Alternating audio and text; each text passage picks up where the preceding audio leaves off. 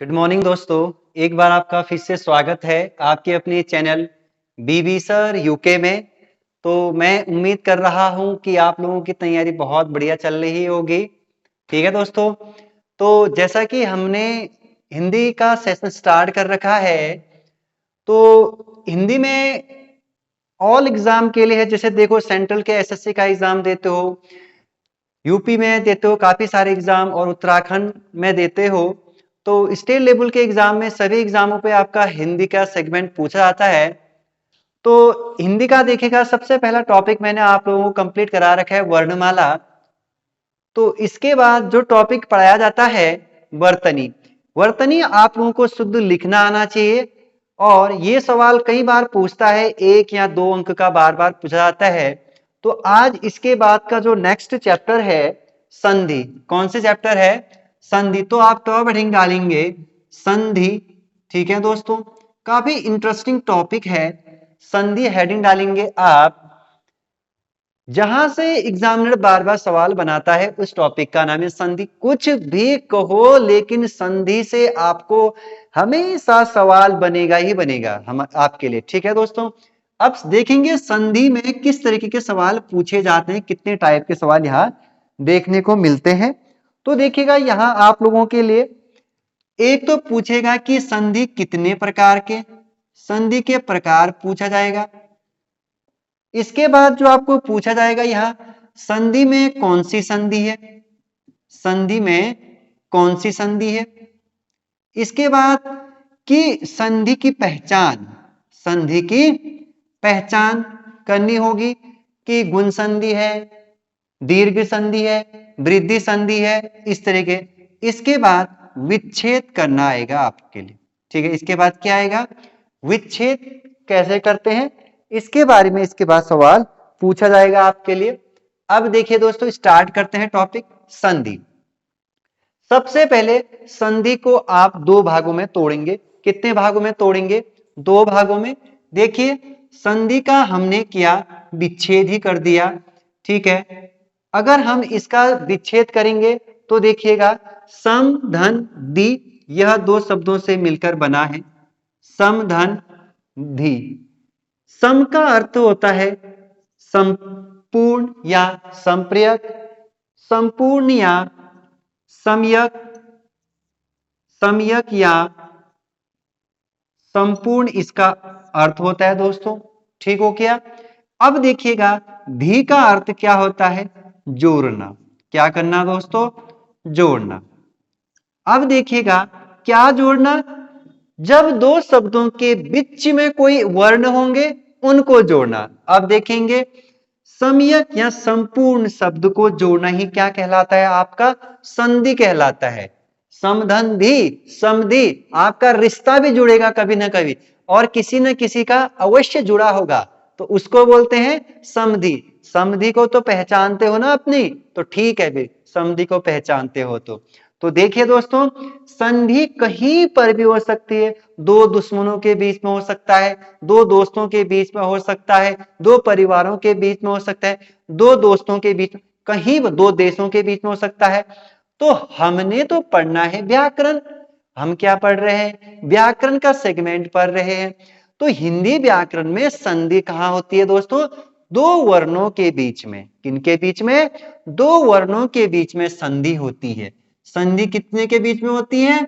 2 वर्णों के बीच में। 2 वर्णों के बीच में क्या होती है? आपकी संधि होती है दोस्तों। जबकि 2 शब्दों के बीच में क्या होती है? आपकी समास होती है। ये बात आप याद रखेंगे आज के बाद। ओके दोस्तों, मैंने क्या कहा? संधि हमेशा 2 शब्दों के बीच में हो, संधि हमेशा 2 वर्णों के बीच में होगी, जबकि समास हमेशा 2 शब्दों के बीच होगी। क्लियर है दोस्तों? याद रखिएगा, मतलब 2 शब्दों के मेल से बनने वाला समास 2 वर्णों के, ठीक हो गया, संधि।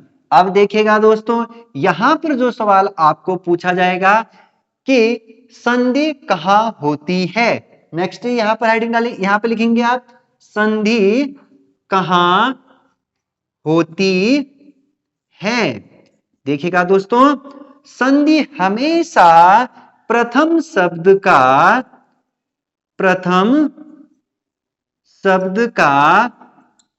अंतिम वर्ण, ठीक है दोस्तों, और द्वितीय शब्द का आदि वर्ण। क्या समझिए दोस्तों, संधि हमेशा जो पहला शब्द होगा उसका अंतिम वर्ण और द्वितीय शब्द का आदि वर्ण आपका क्या होगा, संधि वहां पर ही होगी। जैसे यहां पर मैंने लिखा एक शब्द विद्यालय लिखा। क्या लिखा दोस्तों, विद्यालय। जब हम इनका संधि विच्छेद करेंगे तो विद्या धन आलय करेंगे। क्या करेंगे, विद्या धन आलय।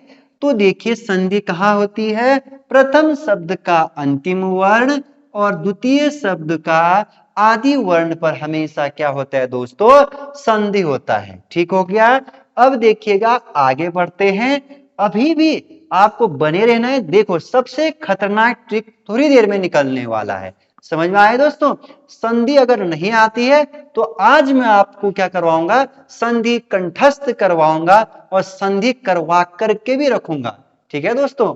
अब देखिए इसको मैं इरेज कर रहा हूं। ठीक है दोस्तों, इसको मैं मिटा दे रहा हूं। देखिएगा यहां से आगे क्या सवाल बनता है। मैंने आपको बता दिया कि संधि कहां होती है, संधि हमेशा दो वर्णों के बीच में होगी। समझ में आया दोस्तों। अब देखिएगा संधि के प्रकार। संधि के प्रकार, संधि तीन प्रकार, संधि कितने प्रकार की होती है, संधि आपके तीन प्रकार की। पहला देखिएगा, जो पहली संधि है उसे कहते हैं स्वर संधि। उसे क्या कहते हैं, स्वर संधि। ठीक हो गया दोस्तों। दूसरा आपका व्यंजन संधि। दूसरा आपका कौन सी संधि, व्यंजन संधि। थर्ड आपका विसर्ग संधि। थर्ड आपका कौन सी संधि होगी, विसर्ग संधि। ठीक हो गया दोस्तों। तो तीनों संधि आपको मिल गया। संधि के प्रकार तीन, स्वर संधि, व्यंजन संधि, विसर्ग संधि। ठीक हो गया। अब मैं क्या करूंगा, इनको खोलूंगा प्रत्येक को। जैसे स्वर संधि के भेद कितने होते हैं, व्यंजन संधि के कितने होते हैं और आपको विसर्ग संधि के कितने होते हैं, ये आपको मैं बताऊंगा। आपको यहां पर याद रखना है क्या, स्वर संधि के कोई प्रकार नहीं होते, स्वर संधि के भेद होते हैं दोस्तों। क्या होते हैं, स्वर संधि के भेद होते हैं। आप याद रखेंगे स्वर संधि के कितने भेद होते हैं, पांच। कितने होते हैं दोस्तों, स्वर संधि के पांच भेद होते हैं। व्यंजन संधि के नियम होते हैं, व्यंजन संधि के क्या होते हैं, नियम होते हैं। और विसर्ग संधि के भी क्या होते हैं, नियम होते हैं। आप याद रखेंगे। ठीक हो गया। मैं फिर से बताना चाहूंगा, कोई भी एग्जाम दो आप, सेंट्रल दो, सेंट्रल में एसएससी दो, सेंट्रल में आप किसी दिल्ली पुलिस के अंतर्गत आते हैं, जितने की भी अंदर आपके एग्जाम में ये पूछे जाते हैं, काफी एग्जामों के लिए आपका हेल्पफुल होगा। और साथ साथ में स्टेट लेवल खासकर के उत्तराखंड ट्रिपल एससी, ठीक हो गया, यूपी पीसीएस, यूपी के तमाम एग्जामों में ये सवाल पूछे जाते हैं और उत्तराखंड के भी। ठीक हो गया। तो देखेंगे अब आगे क्या होता है इस संधि में। देखिए अब मैं लिख रहा हूं दोस्तों स्वर संधि के भेद। स्वर संधि के भेद, यहां से सवाल आएगा स्वर संधि के कितने भेद होते हैं, पांच। कितने होते हैं, पांच। ठीक है दोस्तों। अब देखिए उन पांचों को मैं फ्लश कर रहा हूं बोर्ड पर। ठीक है दोस्तों। सबसे प्रथम नंबर पर जो आता है आपका दीर्घ संधि, दीर्घ स्वर संधि। ठीक है दोस्तों, क्लियर हो रहा है, आपको अच्छे से क्लियर करवाना है। देखो दीर्घ स्वर संधि। दूसरा आपका जो होता है आपका वृद्धि या गुण, अब होगा आपका गुण। क्या होगा, गुण स्वर संधि। ठीक है दोस्तों, गुण स्वर संधि। ठीक है। इसके बाद दीर्घ स्वर संधि। ठीक है दोस्तों। इसके बाद यन, यहां दिख रहा है दोस्तों, यहीं पर लिख रहा हूं मैं अभी, यन स्वर संधि, इसके बाद अयादि स्वर संधि, इसके बाद क्या हो जाएगा दोस्तों, अयादि स्वर संधि, यहां पर लिख दे रहा हूं मैं नीचे पर, देखिएगा अयादि स्वर संधि, ठीक हो गया दोस्तों। दीर्घ स्वर संधि, गुण स्वर संधि, एक मिनट ये गलत हो गया, सॉरी। तो देखिए दोस्तों, दीर्घ स्वर संधि, गुण स्वर संधि, अरे यहां वृद्धि आएगा, तो यहां पर क्या आएगा, वृद्धि, मैंने बोला वृद्धि था लेकिन लिख क्या दिया, दीर्घ, वृद्धि स्वर संधि, यन स्वर संधि, अयादि स्वर संधि, ठीक हो गया दोस्तों। तो ये आपको याद रखना है, ये पाई चार्ट है, ठीक हो गया।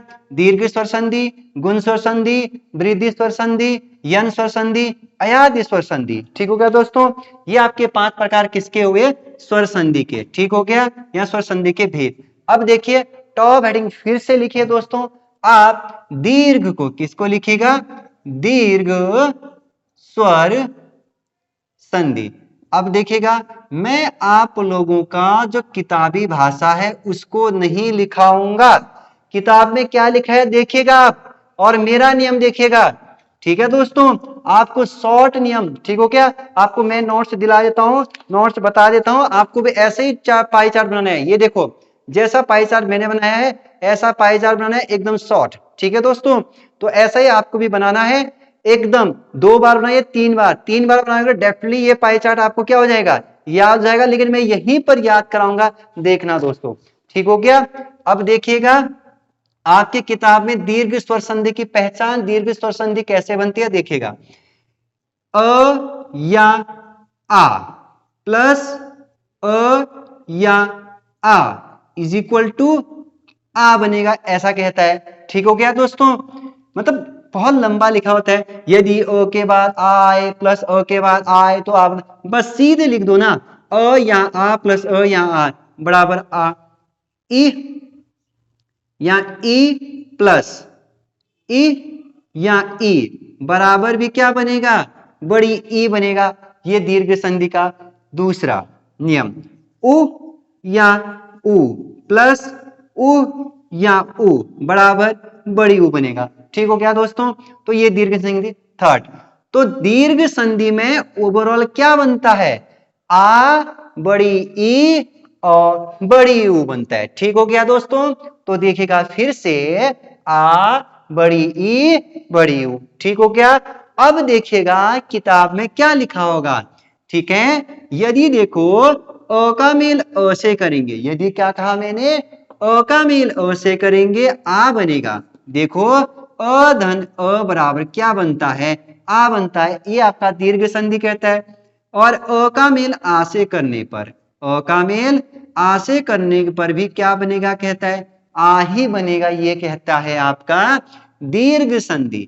अच्छा अब देखिएगा, यदि आप आ का मेल अ से करोगे, यदि आ का मेल अ से करोगे तब भी आ ही बनता है, ऐसा कहता है दीर्घ संधि।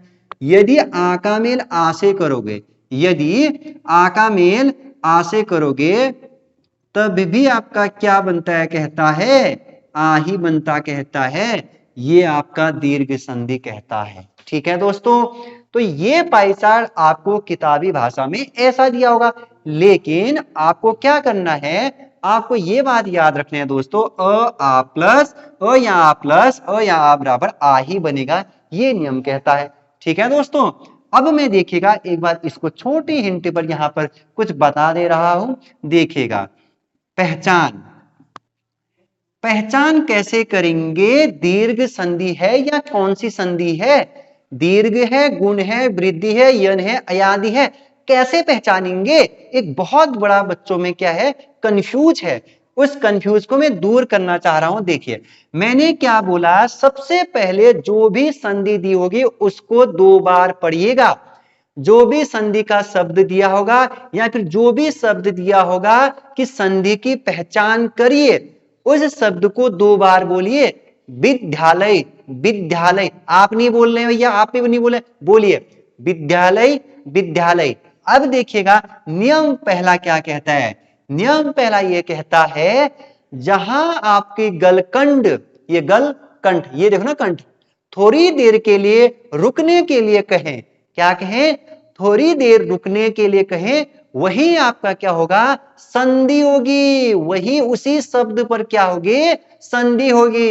देखिए विद्यालय बोला आपने, क्या बोला, विद्यालय, मतलब आप यहां पर रुके, धा पर रुके, कहां पर रुके, धा पर रुके, इसका मतलब संधि यहां पर है, मतलब विद्या। अब देखिए तोड़ते हैं फिर, विद्या धन आलय, आलय, क्लियर है दोस्तों, विद्याधन आलय। क्या, अब देखिएगा आपको मैंने क्या बताया था, मैंने बताया था संधि प्रथम शब्द का अंतिम वर्ण और द्वितीय शब्द का प्रथम वर्ण, प्रथम शब्द का अंतिम वर्ण और द्वितीय शब्द का प्रथम वर्ण को बाहर निकालिए, वही क्या होती है, आपका संधि होती है दोस्तों। तो आया आपको, आया नहीं आया दोस्तों, तो दिख रहा है नहीं दिख रहा है, मेरे ख्याल से थोड़ा सा दिक्कत हो सकता है दोस्तों, कैमरे को सही कर देता हूं मैं। देखिएगा यहां देखिए, मैंने बोला प्रथम शब्द का अंतिम वर्ण, द्वितीय शब्द का प्रथम वर्ण, दोनों को बाहर निकालो। विद्या, ध्या से आ बाहर निकाला, यहां से आ बाहर निकाला, आपने दोनों का मेल किया और आ बना दिया, बना दिया ना। तो देखो इसका मतलब जहां कहां बनता है आ, कौन सी संधि बनती है, क्या दीर्घ संधि में, क्या गुण संधि में, क्या वृद्धि संधि में, अरे नहीं नहीं नहीं, आ तो आपका किसमें बनता है, आ तो आपका किसमें बनता है, दीर्घ संधि में बनता है। तो आपको आ गया आज दीर्घ संधि की पहचान कैसे करेंगे दोस्तों। दीर्घ की संधि की पहचान ऐसे करेंगे, सबसे पहले आप दो बार उस शब्द को बोलेंगे और जहां आपका गलकंड रुकेगी वहीं आपकी संधि होगी, ठीक है दोस्तों। और जो वर्ण मतलब जो स्वर बाहर निकलेगा वही आपको पहचान दिलाएगा। अब देखो कहीं ना कहीं आगे जाने की तो जरूरत नहीं थी हमें, यही हमें संधि की पहचान मिल चुकी थी। विद्या, आ बाहर निकल रहा है, क्या बाहर निकलता, आ, मतलब जब भी आप संधि विच्छेद करेंगे, जब भी आप संधि विच्छेद करने से पहले दो बार उस वर्ण को बोलेंगे, कितने बार, दो बार, कितने बार, दो बार। वहां से कोई ना कोई वर्ण बाहर निकलेगा, कोई ना कोई स्वर बाहर निकलेगा, वही आपको बता देगा कि कौन सी संधि है करके। तो इसने भी आपको पहले ही इंडिकेट कर दिया था कि कौन सी संधि है करके, दीर्घ संधि है करके। विद्यालय, आ बाहर निकला। सुनिए सुनिए सुनिए, एक मिनट और बताता हूं मैं, सुनिए फिर, अगर ये समझ में नहीं आया तो देखो देखो देखो। अब हम किस में करते हैं, जैसे हम करते हैं ई पर करते हैं, किस पर करते हैं दोस्तों, एक ई पर करते हैं। मैंने लिखा गिरीश, मैंने क्या लिखा दोस्तों, एक शब्द लिखा गिरीश का संधि विच्छेद करो, कहा मैंने, क्या कहा आपको मैंने, गिरीश का संधि विच्छेद करने के लिए बोला। सबसे पहले दो बार बोलिए गिरीश, गिरीश, मतलब री पर संधि है, किस पर संधि है दोस्तों, री पर संधि है।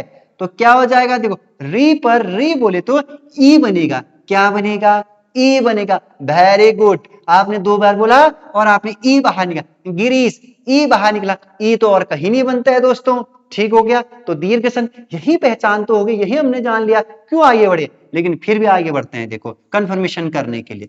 गिरीश मतलब गिरिधन, गिरिधन, ईश, क्या हो जाएगा, गिरिधन ईश। तो यहां से बाहर प्रथम शब्द का अंतिम वर्ण और द्वितीय शब्द का प्रथम वर्ण, यहां से क्या बाहर निकाला हमें, छोटी प्लस बड़ी, किसमें बनता है, छोटी ई प्लस बड़ी बराबर बड़ी, ठीक हो गया। तो ई बना तो आपका गिरीश बना दोस्तों, क्लियर है। ऐसा ही देखिए उ, भानुदय, भानुदय, भानुदय, भानुदय, भानुदय, उ क्या बनना है दोस्तों, उ बनने, तो हो गया ना, भानुदय उदय, भानुदय उदय, ठीक हो गया। क्या बनाए खाली, भानुधन उदय, क्लियर है दोस्तों। तो इस तरीके से आज हमने दीर्घ संधि पढ़ा। अब हम कल पढ़ेंगे गुण, वृद्धि, यन, अयादि। मैं ये उम्मीद कर रहा हूं कि आप लोग को टॉपिक अच्छे से समझ में आया होगा। और आप क्या करेंगे, इस पर भी तीन उदाहरण, इस पर भी तीन उदाहरण, इस पर भी 3 उदाहरण बनाएंगे और खूब प्रैक्टिस करेंगे। ठीक है दोस्तों, कल मिलेंगे गुण, वृद्धि, यन और अयादि वर्ग। कल हमारा ये चैप्टर समाप्त हो जाएगा, स्वर संधि वाला पाठ। हाँ दोस्तों, फिर व्यंजन, फिर विसर्ग। ठीक है दोस्तों, आज के लिए इतना ही, फिर मिलेंगे। अच्छा लगा तो लाइक, शेयर और सब्सक्राइब करिए, अन्यथा योर चॉइस दोस्तों। ठीक है दोस्तों, बाय बाय।